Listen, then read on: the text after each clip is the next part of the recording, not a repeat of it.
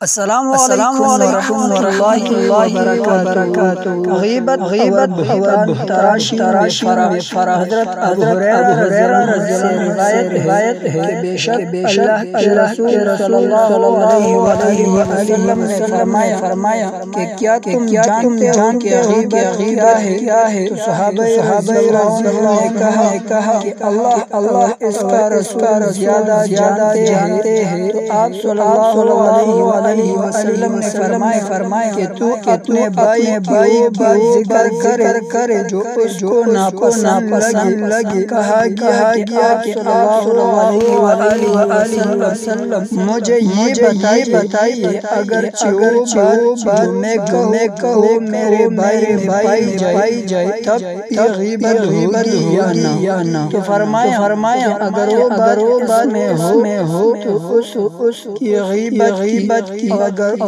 اس میں نہ ہو تو تو نے پر بہتان باندھا۔